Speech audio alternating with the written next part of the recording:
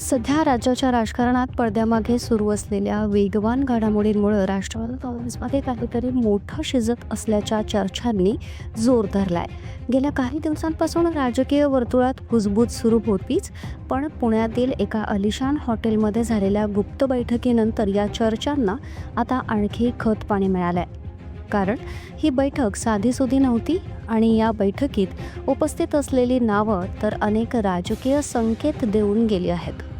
सूत्रांकडून मिळालेल्या माहितीनुसार राष्ट्रवादी शरदचंद्र पवार पक्ष आणि अजित पवार गटातील काही प्रभावी नेत्यांमध्ये पुण्यात बंद दाराआड महत्त्वाची चर्चा पार पडली.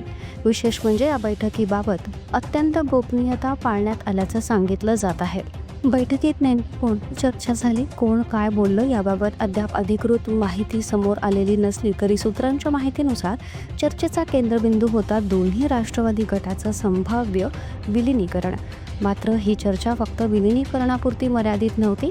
अजित पवारांच्या राष्ट्रवादीत गेल्या काही महिन्यांपासून सुरू असलेल्या अंतर्गत हालचाली, काही नेत्यांची नाराजी, संघटनात्मक बदल आणि आगामी निवडणुकांच्या पार्श्वभूमीवर बदलणारी राजकीय समीकरणं यावरही गंभीर चर्चा झाल्याचं सांगितलं जात आहे.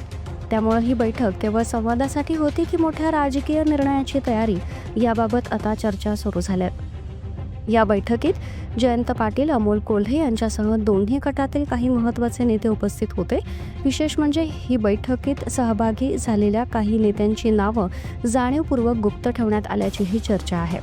त्यामुळं या बैठकीभोवतीचं गूढ आणखी वाढलंय. याच दरम्यान काही दिवसांपूर्वी घडलेली एक भेट आता पुन्हा चर्चेत आली आहे. राष्ट्रवादीचे नेते सुनील तटकरे यांनी शरद पवारांची घेतलेली भेट अनेक प्रश्न निर्माण करून गेली होती. त्या भेटीनंतर राजकीय वर्तुळात वेगवेगळे तर्क लावले जात होते. पण आता पुण्यातील गुप्त बैठकीची माहिती समोर आल्यानंतर तटकरे पवार भेटीकडे नव्यानं पाहिलं जात आहे. तटकरे नेमकं काय संदेश देऊन गेले भेटीत फक्त राजकीय शिष्टाचार झाला होता की पडद्यामागं मोठं राजकीय गणित मांडलं जात होतं? आणि सर्वात महत्त्वाचं म्हणजे तटकरे पवार भेटीनंतरच दोन्ही गटातील नेत्यांची गुप्त बैठक का झाली? या प्रश्नांची उत्तरं अजूनही गुलदस्त्यात आहेत. झालेल्या निवडणुकीनंतर राज्यातील राजकीय समीकरणं वेगानं बदलताना दिसत आहेत. महायुती आणि महाविकास आघाडी या दोन्ही पातळ्यांवर अनेक पक्षांमध्ये अंतर्गत अस्वस्थता वाढत असल्याची चर्चा आहे.